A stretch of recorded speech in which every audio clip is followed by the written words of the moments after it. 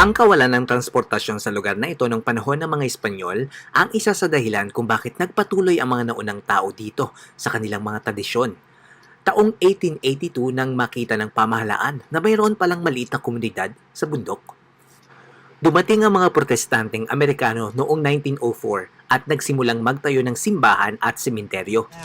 Tapos, makita niyo po ito, yung nakalibing po dito is ato siyang pare. Ang paring ito, nung buhay siya, ang gusto po niyang libingan sa hanging coffins. Pero nung namatay, hindi po pinayagan ng colleagues niya sa church. Ang gusto nila, may libing dito para lahat ng tao na pumapasok dito ay biblesan niya po dito muna bago sila pumasok. Ayon sa aming guide, ani mismo ang paraan ng pananampalataya ng mga tao dito noon bago pa dumating ang mga Amerikano. Nauna na ang mga Igorot na nililibing ang kanilang mga mahal sa buhay. Pero hindi sa lupa, kundi sa mga kuweba at ang iba rito'y nakabitin sa gilid ng mga talampas sa kabundukan.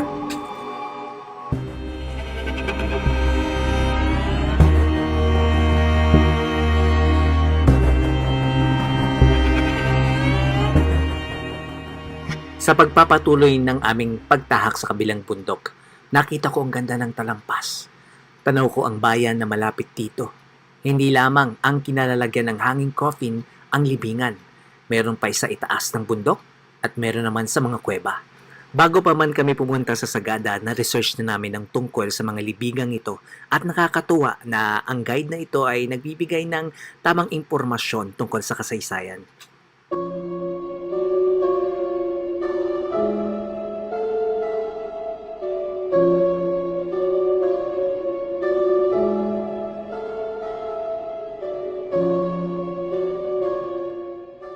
Sa di kalayo ang kuweba, nakita namin ang pinagpatong-patong na kabaong kahoy.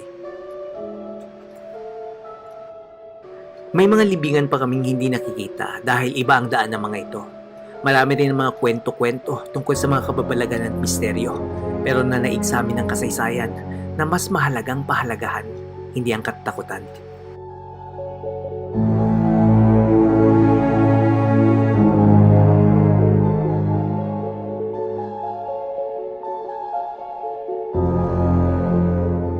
Hanggang sa nilapitan ko ang kabaong ito sa isang yungib paakyat.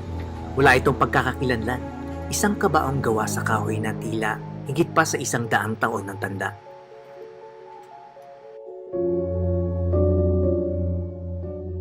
Saan na po tayo pupunta ngayon? Sa hanging coffins. Oh my God. Echo Valley Hanging Coffins. Yun po yung talagang pinakahihintay ko. Oh, I see. Isa sa pangarap ko yun. Tara, mararating na natin.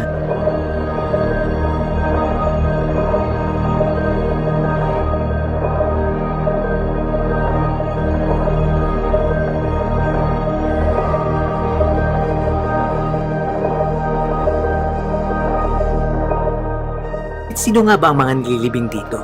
Tama, mga Igorot lamang ang pwedeng ilibing dito.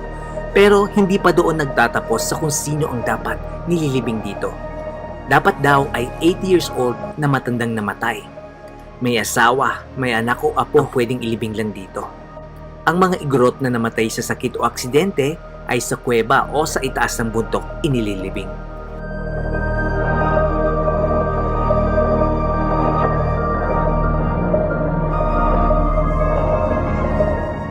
Tradisyon ng ating mga ninyunong Igorot na marapat dapat lamang na ating respetuhin at galangin ang kanilang paniniwala.